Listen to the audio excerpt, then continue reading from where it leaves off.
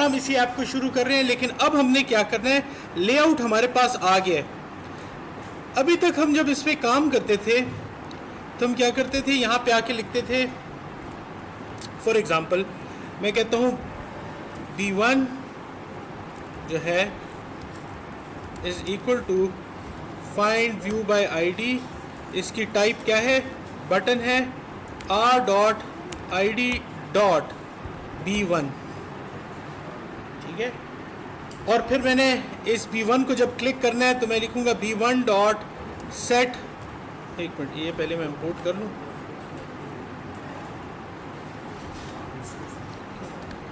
तो ये आ जाएगा dot on set on click listener. और फिर इसके अंदर मुझे कोई ना कोई काम करना होगा, तो मैं ऐसे करता हूँ, फिलहाल ये लिख देता हूँ variable message is equal to find view by ID text view r.id. क्या था हमारे पास, मैसेज हमारे पास नहीं था, हमने आईडी क्या दी थी आखिरी वाले को, हमने ये ET1 है, ET2 है, B1 है और MESSAG मैसेज है ना।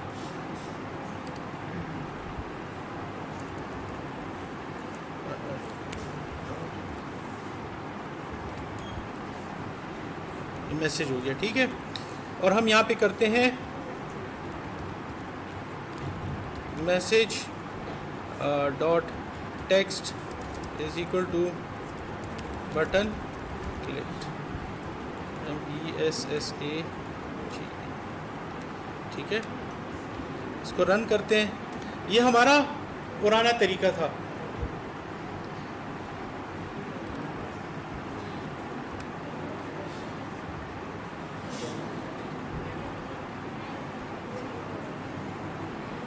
अच्छा जी, अब देखिए मैं बटन को क्लिक करूंगा तो क्या होता है, ये बटन क्लिक हुआ आ गया। अब थोड़ी देर के लिए अज्यूम करें कि मेरे पास बहुत सारे एलिमेंट्स हो, तो हर एक को find view by ID, find view by ID. तो इसकी जगह हमारे पास एक टेक्निक होती है जिसको हम कहते हैं बाइंडिंग, और बाइंडिंग के थ्रू हम लोग डायरेक्टली इन एलिमेंट्स को एक्सेस करते हैं, ठीक है। तो बाइंडिंग को बनाने के लिए हमें सबसे पहले क्या करना होता है कि यहाँ पे हम आते हैं और आप देखिए ग्रेडल। ये ग्रेडल क्या है, आप ये समझ लीजिए आपके प्रोजेक्ट के सेटअप की फाइल्स हैं, आपका कंपाइलर जो आपकी डिपेंडेंसीज, आपके कोड, आपके इस प्रोजेक्ट के अंदर जो से प्लगइन्स यूज़ हो रहे हैं, ये सारी डिटेल्स इसके अंदर होती हैं कि किस तरह से कंपाइल होना है, कौन सा कॉटलिन का वर्जन है, उसकी डिटेल्स यहाँ पे लिखोगा बिल्ड ग्रेडल मॉड्यूल ऐप। इसको आप क्लिक करेंगे, इसके अंदर ये इसके साथ हमारा कोई काम नहीं है फ़िलहाल, ठीक है। अभी एज अ बिगनर आपका इसके साथ कोई काम नहीं है। इसके अंदर बताया हुआ है कि ये प्लगइन्स यूज़ हों, एंड्रॉयड के जो है हमारी एप्लीकेशन का नाम ये है, SDK ये यूज़ हो रही है, ये सारी चीज़ें अलहदा लिखी हुई हैं। हमने यहाँ पे एक फ़ीचर ऑन करना है, लिखना है हमने, बहुत आसान सी चीज़ है, बिल्ड फीचर्स, और इसके अंदर हमने 2 फीचर्स ऑन करने हैं। ये अगर आपने बाइंडिंग का फीचर ऑन किया तब काम नहीं करेगा। इसका तरीका ये है कि यहाँ पे आप लिखें पहले view binding is equal to true, कि मैं अपने व्यू को कोड के साथ बाइंड कर रहा हूँ ताकि मैं डायरेक्टली एक्सेस करूँ। लेकिन ये काम नहीं करता जब तक हम इसके साथ डेटा बाइंडिंग को भी ट्रू ना कर लें। और डेटा बाइंडिंग के ऊपर हम देखेंगे, अगर टाइम हुआ तो अगले हफ्ते हम इस पे भी कोई क्लास ले लेंगे। जब आपने सेटिंग की तो आपका प्रोजेक्ट के ऊपर यहाँ पे ये चीज़ लिखा आ जाएगी कि आपने अपने ग्रेडल के अंदर सेटअप के अंदर कोई चेंजेस किए हैं, ये 2 ऑप्शंस ऑन किए हैं। देखिए आपने कंफ्यूज नहीं होना, आपने और कुछ भी नहीं करना, आपने सिर्फ ये 4 लाइनें लिखनी है और यहाँ पे अपने प्रोजेक्ट को सिंक्रोनाइज करना है। जब ये सिंक्रोनाइज हो जाएगा तो इसका मतलब है इसके अंदर ये फीचर्स आ गए हैं, फिर हम इन फीचर्स को डायरेक्टली यूज़ कर सकते हैं। क्लियर है? और ये इतना मुश्किल नहीं है, इसको एक बार आप इसी वीडियो को ऑन करके घर में ट्राई करें, ये बहुत आसान है। सिर्फ ये 4 लाइनें आपने लिखनी है यहाँ पे, और दो या 3 लाइनें आपने मेन कोड के अंदर लिखनी है, उसके बाद आपका सारा कुछ बाइंड हो जाता है।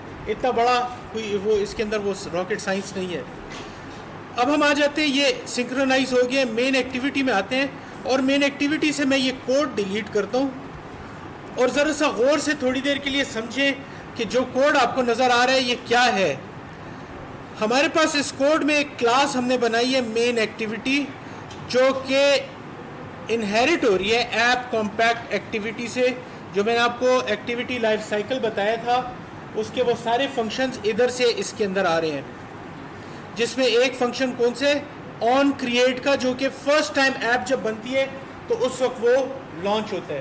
ठीक है, तो उसको मैंने आपको बताया था लाइफ साइकिल के अंदर कि जितने भी फंक्शंस हैं, जैसे ऑन क्रिएट को आप ओवरराइड करेंगे तो नेक्स्ट लाइन में सुपर डॉट ऑन क्रिएट होगा। ऑन स्टार्ट को जब आप करेंगे तो सुपर डॉट ऑन स्टार्ट।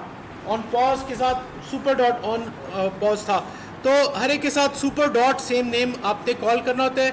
और ये लाइन जो आपको नज़र आ रही है ये बता रही है कि मेरा जो कंटेंट है उसका व्यू कहाँ से आ रहा है। रिसोर्सेज के अंदर लेआउट का फोल्डर है, ये आप देखें, ये रिसोर्सेज के अंदर लेआउट का फोल्डर है और उस फोल्डर के अंदर एक्टिविटी मेन डॉट XML मौजूद है, उसका नाम दिया हुआ है। जब आपके पास ये लाइन चलती है तब आप इस लेआउट के साथ काम कर रहे होते हैं। अगर आपने दूसरी की XML फाइल बनाई और उसका नाम यहाँ पे दे दिया तो ये प्रोग्राम जब आपका मेन एक्टिविटी रन होगी तो वो वाला लेआउट मैनेजर आपके स्क्रीन के सामने आ जाएगा। करके दिखाऊं या नहीं, समझ आ रही है? हाँ, नहीं आ रही, करके दिखाऊं? चलें हम वही लीनियर लेआउट वाली एग्जांपल देखते हैं। यहाँ पे मैं एक नया लेआउट बनाता हूँ, न्यू रिसोर्स फाइल। ठीक है, इसका नाम मैं लिख देता हूँ लेट सपोज ईमेल। ओके किया, और इसके अंदर मैं क्या कर लेता हूँ, इसके कोड में जाके यहाँ से हम जो थोड़ी देर पहले हमने लीनियर लेआउट का कोड लिया था इसी को कॉपी करते हैं और इसके अंदर डाल देते हैं। ठीक है, तो ये ईमेल जो है अब आपके पास किस तरह से आ रही है, इस तरह से आ रही है। अब मेरे पास एक ये एक्टिविटी है, यहाँ पे आपको शायद जिनको नज़र नहीं आ रहा मैं दिखा देता हूँ मैग्नीफाइंग ग्लास के थ्रू। ये आ गया हमारे पास मैग्नीफायर, इसको मैं प्लस करता हूँ। ये देखिए, ये रिसोर्स के अंदर मेरे पास लेआउट के अंदर अब दो फाइल्स आ गई हैं। ठीक है, एक्टिविटी मेन है और XML है। तो मैं क्या करता हूँ, अभी अपने कोड में जाके यहाँ पे कह देता हूँ कि ये r.layout.email। अब मेरा ये मेन एक्टिविटी जो है ये ईमेल के एलिमेंट्स को एक्सेस करेगा। ठीक है, अब ये ईमेल के एलिमेंट्स को एक्सेस करेगा। तो आपके पास मल्टीपल लेआउट्स हो सकते हैं, आपने जिसको भी लगाना है वो आप इस लाइन से लगाते हैं। तो ये लाइन समझ आ गई। अब मैं इसको थोड़ी देर के लिए पॉज कर रहा हूँ क्योंकि या कमेंट कर रहा हूँ क्योंकि हमने अभी बाइंडिंग करनी है। हमने अब फाइंड व्यू बाय आईडी के थ्रू उन एलिमेंट्स को नहीं एक्सेस करना। अब हम अपना दोबारा मेन लेआउट वाला प्रोग्राम चलाएंगे। ठीक है, तो उसके लिए सबसे पहले हम यहाँ पे एक वेरिएबल डिक्लेयर करते हैं, प्राइवेट लेट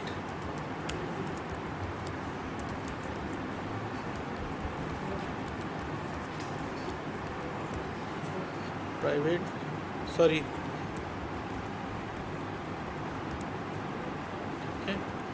और ये मैं समझाता हूँ इसका मतलब क्या है।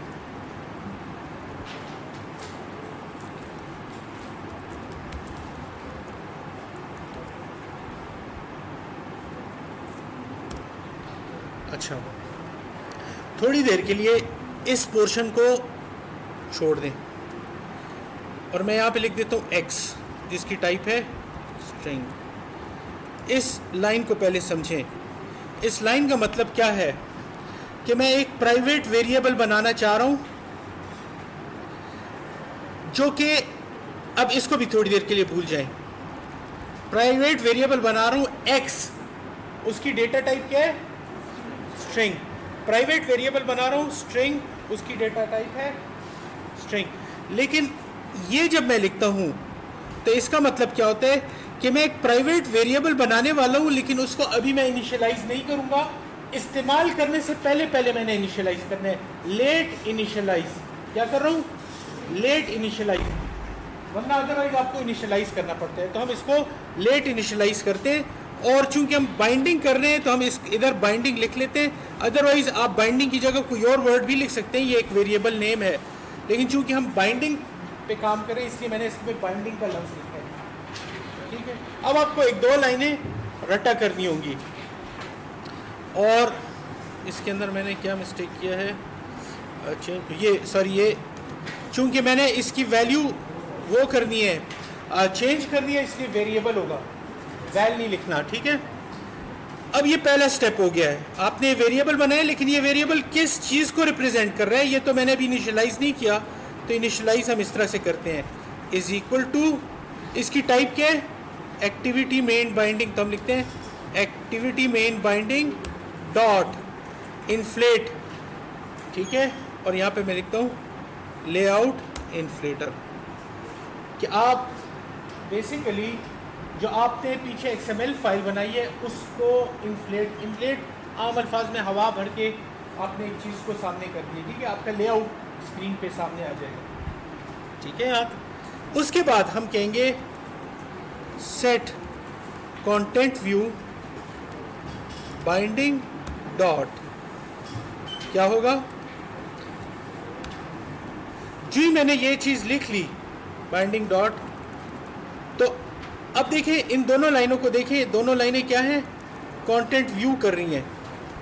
ये लेआउट डॉट ईमेल को वो कर रही थी, यहाँ पे मैं कह रहा हूँ कि मेरा बाइंडिंग जो है वो डायरेक्टली रूट पे चला गया, ये हर एक लेआउट को मैं डायरेक्टली एक्सेस कर सकता हूँ, चाहे ईमेल का एलिमेंट है या चाहे दूसरे का, दोनों के एलिमेंट्स को मैं यहाँ से एक्सेस कर सकता हूँ। अब ये पहली लाइन ये कह रही है, ठीक है, और ये लाइन ख़त्म होगी। देखिए ये भी दोनों कंटेंट व्यू है ना, इधर मैं अब बाइंडिंग ऑन कर रहा हूँ और ये वाला तरीका पुराना हो गया, इसको मैं ख़त्म करूँ। अब आप देखें क्या होता है, मैं फाइंड व्यू बाय आईडी नहीं लिखूँगा, अब मेरा बाइंडिंग मेरी रूट के साथ कनेक्ट हो गई है, तो मैं लिखूँगा बाइंडिंग डॉट, मेरे पास आप देखिए तमाम एलिमेंट्स यहाँ पे मौजूद हैं, मैं कहता हूँ B1 dot on click listener. अब मैं क्या करूँगा, ऊपर जो नेम और कंपनी है उधर से डेटा उठाएगा और टेक्स्ट में लिख देगा, ठीक है।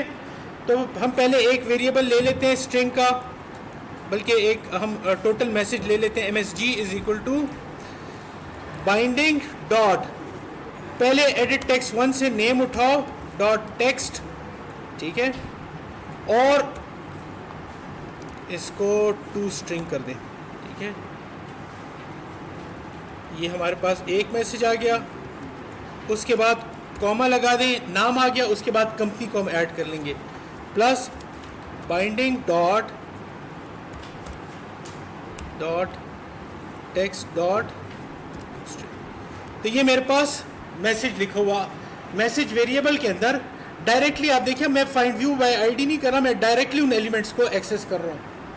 अदरवाइज पहले मैं फाइंड व्यू बाय आईडी करता, फिर उस आईडी के थ्रू उसको एक्सेस करता, अब मेरे पास डायरेक्टली डेटा जो है ना उसको व्यू जो है वो बाइंड हो गया डायरेक्टली, ठीक है। अब इसमें फ़र्क कितने हैं कि हम जब फाइंड व्यू बाय आईडी करते हैं तो मैं जब binding dot message main message के अंदर इसको डालूंगा तो आमतौर पे हम लिखते थे टेक्स्ट इज इक्वल टू, और फिर इसके आगे हम कह देते कि इस मैसेज को इसके अंदर कॉपी कर लो। लेकिन बाइंडिंग के वक्त आप इस तरह से नहीं लिख सकते, आपको इधर फिर फंक्शन लिखना होता है सेट टेक्स्ट का, और उसके अंदर आप कहते हैं इस मैसेज को, जो मैंने इन दोनों को कंकैटिनेट करके मैसेज बनाया उस मैसेज के अंदर इसको शो कर दें। प्रोग्राम को रन करते हैं,